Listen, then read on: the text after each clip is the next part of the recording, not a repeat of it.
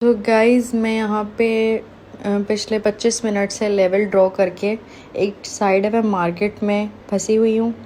मैंने यहाँ पे आपकी ट्रेड इसलिए ली है क्योंकि मैंने ये जो ब्लू लाइन आपको दिख रही है ये मेरा सपोर्ट लेवल है, जो मैंने पीछे एनालाइज करके पास्ट मार्केट को यहाँ पे ड्रॉ किया है सपोर्ट लेवल। और ऊपर जो ग्रीन लाइन दिख रही है ये मेरा रेजिस्टेंस लेवल है। बेसिकली इन लाइंस को हॉरिजेंटल लाइंस कहते हैं, जो कि मैं लेवल की बेसिस पे ड्रॉ करती हूँ। ये आप भी ड्रॉ कर सकते हैं सेटिंग्स में जाके, मैं आपको पिछली वीडियोस में बता चुकी हूँ।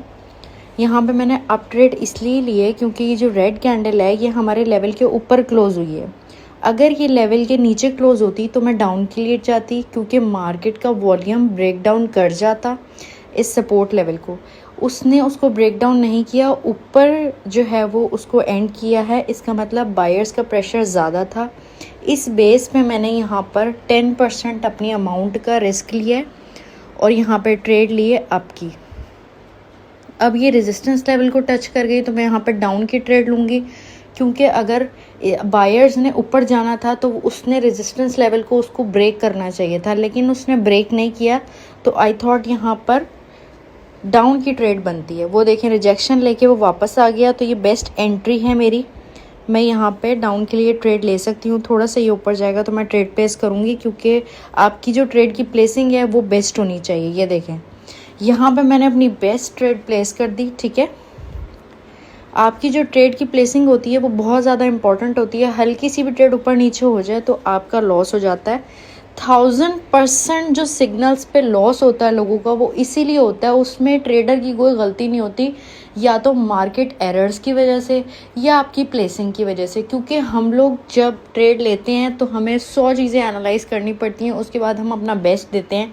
हम लोग ट्रेड प्लेस करके आपको बताते हैं कि आपने कॉल लेनी है या आप कॉल लेनी है या पुट लेनी है, और जब तक आपका लॉस हो जाता है, आपकी प्लेसिंग की वजह से आपका लॉस हो जाता है। यहाँ पे मेरी ट्रेड लॉस चली गई तो मैंने यहाँ पर डबल अमाउंट यूज़ की है। ठीक है, अच्छा आप देख रहे होंगे इन्वेस्टमेंट में कभी मैं 10% कर देती हूँ, कभी मैं 2% कर देती हूँ। वो इसलिए कि जो ट्रेड मुझे कंफर्म होती है उस ट्रेड पे मैं 10% लेती हूँ, जो मुझे कंफर्म नहीं होती उस ट्रेड पे मैं 2% रिस्क लेती हूँ, क्योंकि रिस्क मेरे हाथ में है, मैं ट्रेडर हूँ। यहाँ पे मैंने इसलिए डाउन की ट्रेड ली थी क्योंकि जो ग्रीन कैंडल है वो ग्रीन जो आपका जो लेवल है रेजिस्टेंस लेवल वो उसके नीचे क्लोज हुई थी। अगर वो ब्रेकआउट देती उसके ऊपर क्लोज होती तो मैं अप की ट्रेड लेती, लेकिन वो उसके नीचे क्लोज हुई है, इसलिए मैंने यहाँ पर डाउन के लिए ट्रेड ली है। अब जैसे ये ब्लू लाइन है जो सपोर्ट लेवल है, इसके ऊपर ये रेड कैंडल क्लोज हुई है, तो मुझे यहाँ पर अप की ट्रेड लेनी चाहिए और मैं यहाँ पर 100% अप की ट्रेड लूँगी।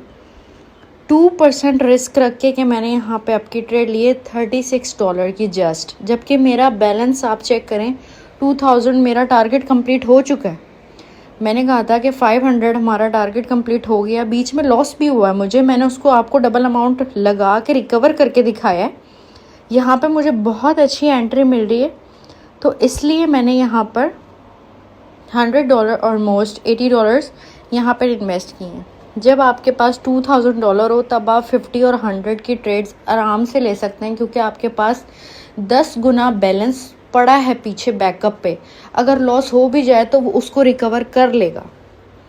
बेसिकली जो बाइनरी ट्रेडिंग को गैम्बलिंग कहते हैं उनको नॉलेज नहीं होता, उनको लगता है कि फॉरेक्स में ज़्यादा नॉलेज है, लेकिन नहीं, ऐसा नहीं है। जैसे फॉरेक्स में नॉलेज है, technicals, fundamental, support, resistance, analyse, सारा कुछ बाइनरी में भी है, जिसको फॉलो करते हुए हम बहुत अच्छा प्रॉफिट कर सकते हैं बाइनरी में। हाँ, आप 5 सेकंड को गैम्बलिंग कह सकते हैं, क्योंकि 5 सेकंड में कुछ भी प्रिडिक्ट नहीं हो सकता, कुछ भी एनालाइज नहीं हो सकता, वो एक इंस्टेंट गैम्बलिंग ही है।